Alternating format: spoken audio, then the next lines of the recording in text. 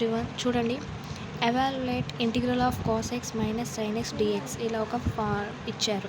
ఇలా ఇచ్చినప్పుడు నేను ఫస్ట్ ఏం చేయాలని చెప్పాను, ఇంటిగ్రల్ లీనియారిటీ ప్రాపర్టీ అనేది అప్లై చేయాలి. అంటే ఈ క్వశ్చన్కి అంటే ఇంటిగ్రల్ అనేది కాస్ ఎక్స్కిను అలాగే ఇంటిగ్రల్ అనేది సైన్ ఎక్స్కి అప్లై చేయడానికి లీనియారిటీ ప్రాపర్టీ అంటారు.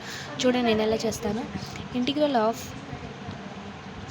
కాస్ ఎక్స్ డిఎక్స్, ఈ డిఎక్స్ కూడా రాయాలి దాంతోపాటు. నెక్స్ట్ మైనస్ ఉంది కాబట్టి minus integral of sine x dx.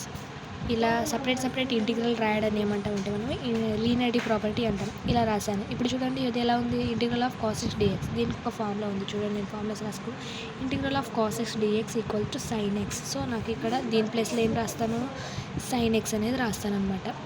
So sine X తర్వాత ఇక్కడ ఏముంది, నాకు మైనస్ ఉంది, మైనస్ తర్వాత ఇక్కడ ఏముంది integral of sine x d x. Integral of sine x d x కూడా నాకు ఒక ఫార్ములా ఉంది, ఈక్వల్స్ టు ఏమది minus cos x. So minus cos x, నాకు ఇక్కడ ఒక మైనస్ ఉంది, నాకు ఫార్ములాలో ఒక మైనస్ ఉంది. సో ఏం రాసుకుంటానంటే చూడండి, మైనస్ కాస్ ఎక్స్.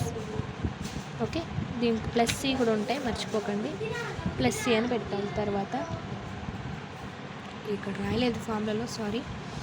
ఇలా రాస్తాం. తర్వాత చూడండి ఈ minus plus minus into minus ఎంత plus. So sine x plus cos x plus c, ఇది ఫైనల్ ఆన్సర్.